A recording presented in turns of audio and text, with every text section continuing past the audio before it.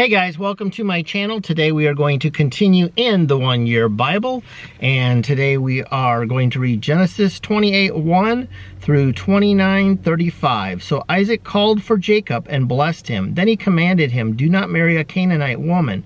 Go at once to Padan Aram, to the house of your mother's father Bethuel. Take a wife for yourself there from among the daughters of Laban, your mother's brother.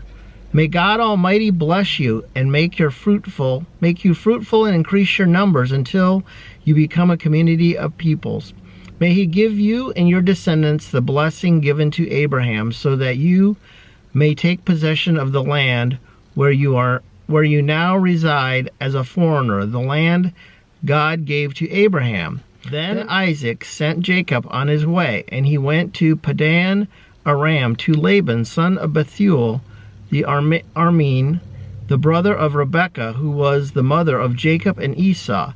Now Esau learned that Isaac had blessed Jacob and had sent him to Padan Aram to take a wife from there, and that when he blessed him, he commanded him, "Do not marry a Canaanite woman," and that Jacob had obeyed his father and mother and had gone to Padan Aram. Esau then realized how displeasing the Canaanite women were to his father Isaac. So he went to Ishmael and married Mahalath, the sister of Nebaioth and the daughter of Ishmael, son of Abraham, in addition to the wives he already had.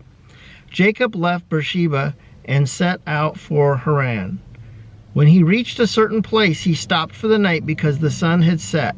Taking one of the stones there, he put it under his head and lay down to sleep. He had a dream in which he saw a stairway resting on the earth with its top reaching to heaven, and the angels of God were ascending and descending on it. There above it stood the Lord, and he said, "I am the Lord, the God of your father Abraham and the God of Isaac. I will give you and your descendants the land on which you are lying. Your descendants will be like the dust of the earth, and you will spread out to the west and to the east, to the north and to the south. All peoples on the earth will be blessed through you and your offspring. I am with you, and I will watch over you wherever you go, and I will bring you back to this land. I will not leave you until I have done what I have promised you." When Jacob awoke from his sleep, he thought, "Surely the Lord is in this place, and I was not aware of it." He was afraid and said, "How awesome is this place! This is none other than the house of God. This is the gate of heaven." Early the next morning, Jacob took the stone he had placed under his head and set it up on a pillar and poured oil on top of it. He called that place Bethel, though the city used to be called Luz. Then Jacob made a vow, saying, "If God will be with me and will watch over me on this journey I am taking, and will give me food to eat and clothes to wear, so that I return safely to my father's household, then the Lord will be my God. And this stone that I have set up as a pillar will be God's house, and of all that you give me, I will give you a tenth." Then Jacob continued on his journey and came to the land of the eastern peoples. Then he saw a well in the open country with 3 flocks of sheep lying near it, because the flocks were watering from that well. The stone over the mouth of the well was large. When all the flocks were gathered there, the shepherds would roll the stone away from the well's mouth and water the sheep. Then they would return the stone to its place over the mouth of the well. Jacob asked the shepherds, "My brothers, where are you from?" "We're from Haran," they replied. He said to them, "Do you know Laban, Nahor's grandson?" "Yes, we know him," they answered. Then Jacob asked them, "Is he well?" "Yes, he is," they said, "and here comes his daughter, Rachel, with the sheep." "Look," he said, "the sun is still high. It is not time for the flocks to be gathered. Water the sheep and take them back to the pasture." We can't," they replied, "until all the flocks are gathered and the stone has been rolled away from the mouth of the well. Then we will water the sheep." While he was still talking with them, Rachel came with her father's sheep, for she was a shepherd. When Jacob saw Rachel's daughter of his uncle Laban and Laban's sheep, he went over and rolled the stone away from the mouth of the well and watered his uncle's sheep. Then Jacob kissed Rachel and began to weep aloud. He had told Rachel that he was a relative of her father and son of Rebekah. So she ran and told her father. As soon as Laban heard the news about Jacob's sister's son, he hurried to meet him. He embraced him and kissed him and brought him to his home, and there Jacob told him all these things. Then Laban said to him, "You are my own flesh and blood." After Jacob had stayed with him for a whole month, Laban said to him, "Just because you are a relative of mine, should you work for me for nothing? Tell me what your wages should be." Now Laban had 2 daughters. The name of the older was Leah, and the name of the younger was Rachel. Leah had weak eyes, but Rachel had a lovely figure and was beautiful. Jacob was in love with Rachel and said, "I'll work for you 7 years in return for your younger daughter, Rachel." Laban said, "It is better that I give her to you than to some other man. Stay here with me." So Jacob served 7 years to get Rachel, but they seemed like only a few days to him because of his love for her. Then Jacob said to Laban, "Give me my wife. My time is complete, and I want to make love to her." So Laban brought together all of the people of the place and gave a feast. But when evening came, he took his daughter Leah and brought her to Jacob, and Jacob made love to her.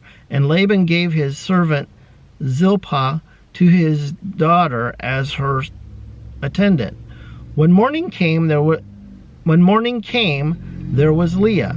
So Jacob said to Laban, "What is this that you have done to me? I have served you for Rachel, didn't I? Why have you deceived me?" Laban replied, "It is not our custom here to give the younger daughter in marriage before the older one. Finish this daughter's bridal week, then we will give you the younger one also in return for another 7 years of work." And Jacob did so. He finished the week with Leah, and then Laban gave him his daughter Rachel to be his wife. Laban gave his servant Bilhah to his daughter Rachel as her attendant. Jacob made love to Rachel also, and his love for Rachel was greater than his love for Leah, and he worked for Laban another 7 years.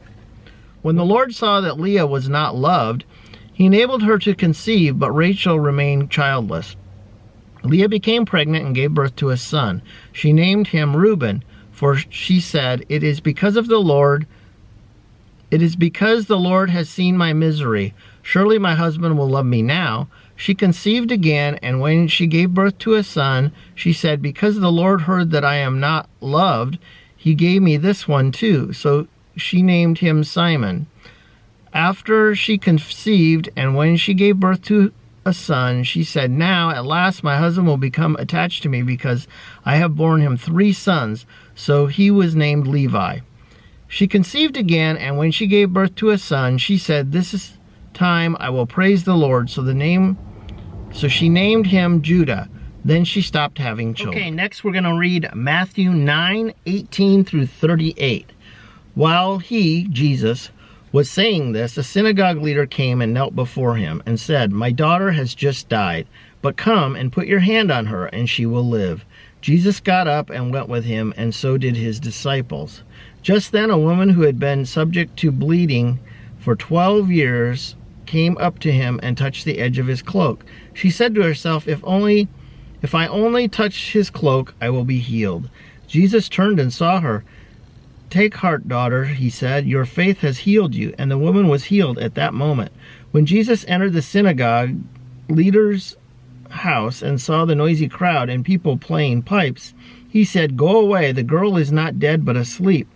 But they laughed at him. After the crowd had been put outside, he went in and took the girl by the hand, and she got up. News of this spread through all the region.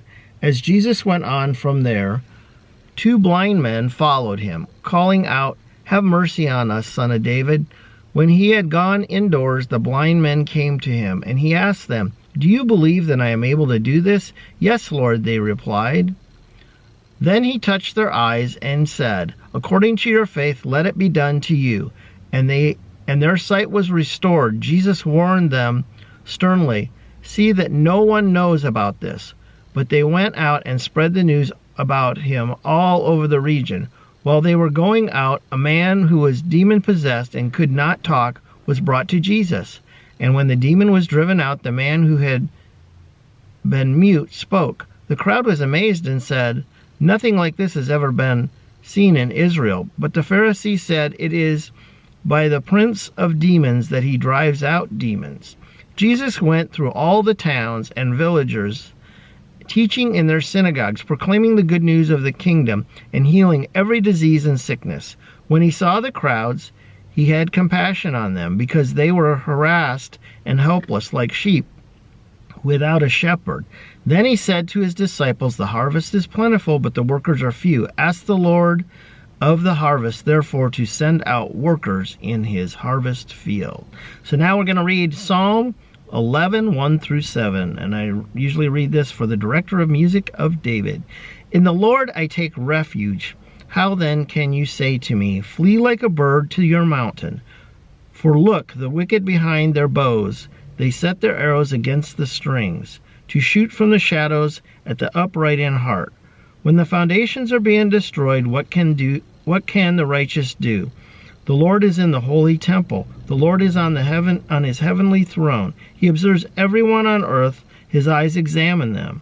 The Lord examines the righteous, but the wicked, those who love violence, he hates with a passion.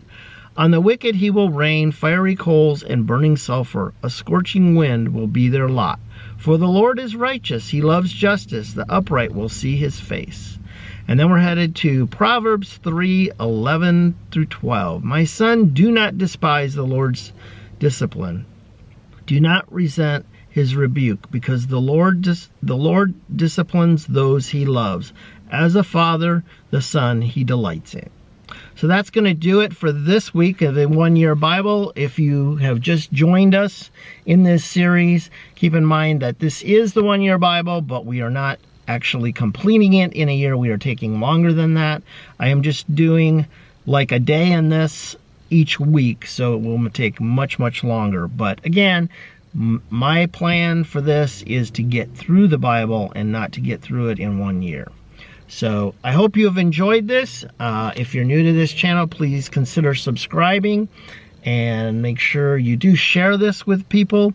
If you're enjoying these Bible readings, I would encourage you please to pass these along to your friends, and make sure you do, like I said, subscribe, and make sure you hit that notification bell as well. Also, I do have hundreds of other videos that you might be interested. So till next time, we will see you.